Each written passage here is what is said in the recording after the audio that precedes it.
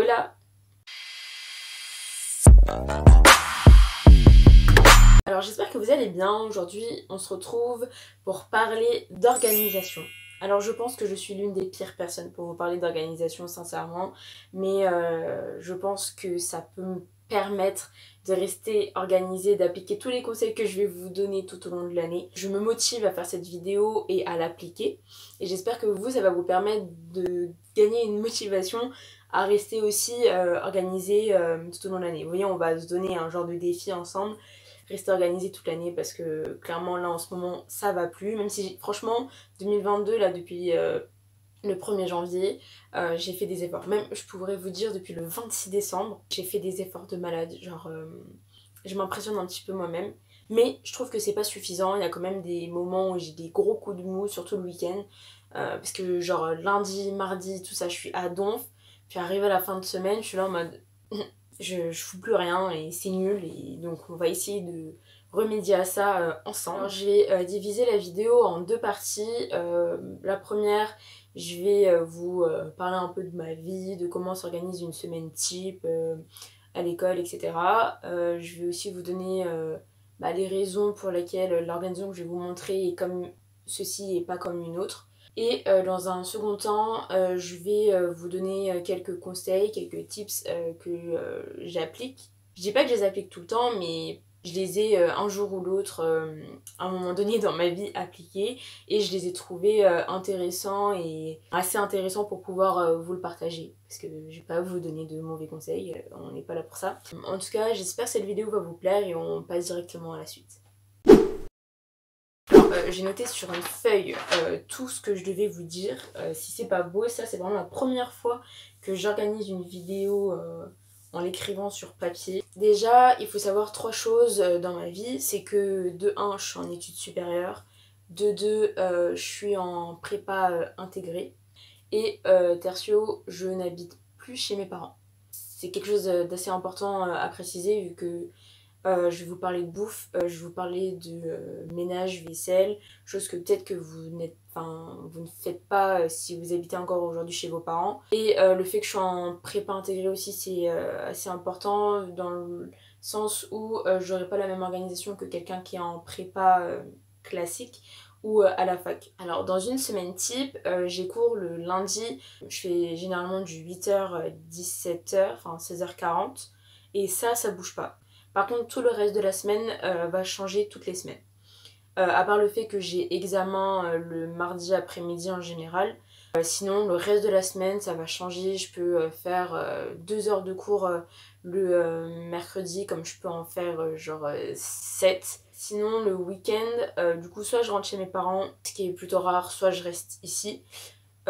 J'évite de rentrer chez mes parents parce que je suis pas très productive quand je reste ici, mais alors quand je rentre chez mes parents c'est vraiment une catastrophe, je fous rien, je passe ma vie devant la télé avec ma soeur à regarder des séries. Bon, ici j'arrive quand même à me raisonner, à me limiter, parce que je sais qu'il faut que je prépare à manger, que je fasse la vaisselle, et ça franchement, enfin que je fasse le ménage aussi, et ça vraiment sans moi ça se fait pas en fait, genre je peux pas me reposer entre guillemets sur quelqu'un d'autre. Si je le fais pas, personne le fera. Donc je me mets un petit coup de pied au cul des fois pour pouvoir me bouger, mais je vous avoue c'est assez compliqué. Concernant les courses, généralement je les fais le week-end. J'essaie de faire quand même des courses pour toute la semaine. Et sinon, j'ai un créneau dans mon emploi du temps que j'ai réservé à ça. C'est le lundi après-midi. Je rentre des cours du coup vers 17h, 17h30. Et directement après, je goûte un vite fait et je vais directement faire mes courses. Comme ça, j'ai fait mes courses pour le reste de la semaine. Et on n'en parle plus. Donc ça, généralement, c'est quand je rentre le week-end chez mes parents, vu que je reviens le dimanche après-midi, donc les magasins sont fermés. Alors, si j'ai la motivation nécessaire, je fais mon ménage en fin de semaine, c'est-à-dire vendredi, samedi. Si jamais j'ai pas eu la motivation, je le fais le dimanche sûr. Le jeudi soir, généralement, je sors avec mes potes. Alors des fois, alors en ce moment c'est que le jeudi soir, enfin on se limite à une sortie par semaine.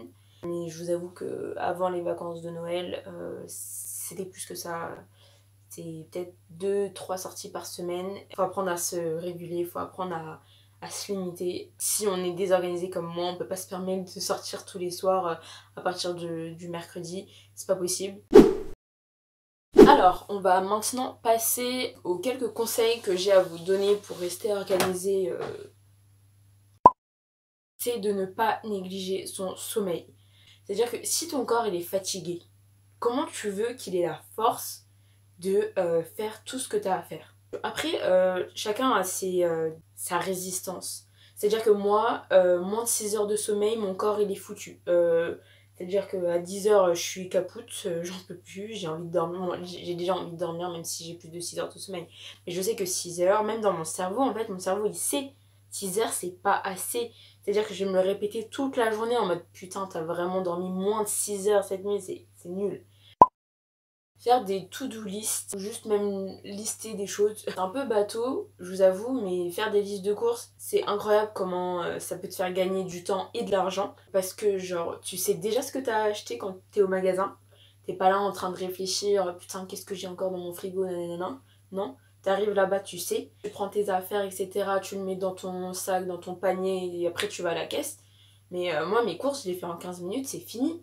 Si je dois penser à chaque fois à tout ce dont j'ai besoin, mais ça prend une demi-heure, 45 minutes, hein, très facilement. Et puis aussi faire des listes, par exemple, si vous avez des devoirs et que vous voulez... en vrai, ça c'est plutôt de la satisfaction personnelle. Genre, t'es là, tu fais une liste, tu surlignes au fur et à mesure, genre t'es là, t'es content en mode ah putain, j'ai déjà fait ça, trop cool. Après, je vous dis pas de faire des to-do list tous les matins ou la veille, etc. Moi, je sais que ça m'aide, mais ouais, faire des listes quand c'est nécessaire, pas juste garder tout ça dans sa tête. Combien de fois j'ai oublié des affaires auxquelles j'ai pensé super important quand je rentrais chez mes parents parce que j'avais pas fait de liste en amont, genre ça coûte quoi? Tu prends un bout de papier, t'as une pensée de ouf, tu te dis oh, il faut pas que j'oublie, je sais pas, le chargeur de ton portable, enfin de ton ordinateur, bah tu l'écris. Parce que imagine, si c'est pas un truc que tu vois pendant que tu fais ta valise, c'est sûr que tu vas l'oublier, tu vois.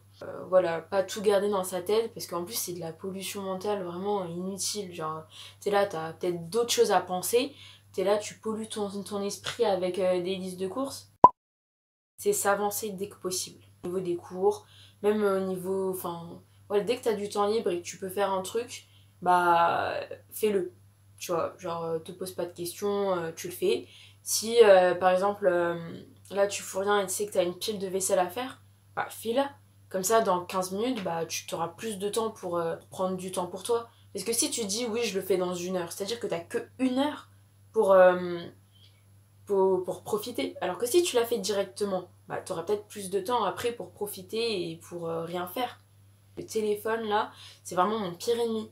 Mais posez votre téléphone, en fait, si vous pensez que vous avez quelque chose à faire là, et que vous vous dites, ouais, non, j'attends qu'il soit, je sais pas, 18 h alors qu'il est genre 17 h 56. Non, pose ton téléphone et tu y vas direct.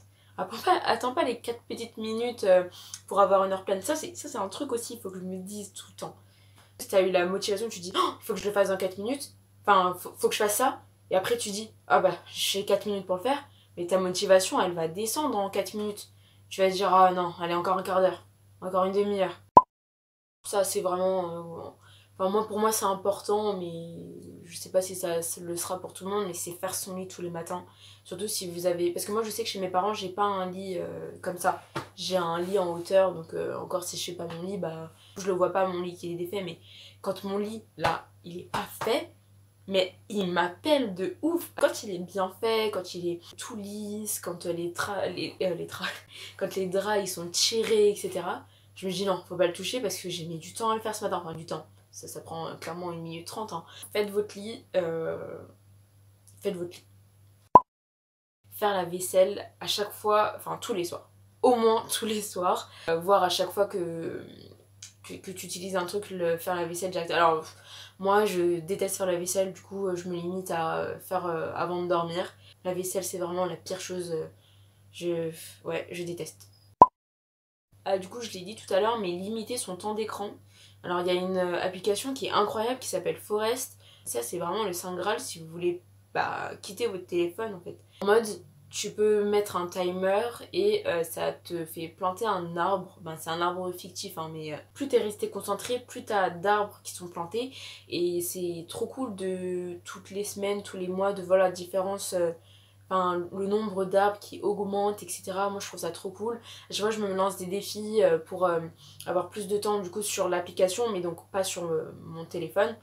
Enfin, je sais pas si j'explique correctement, mais vous pourrez aller regarder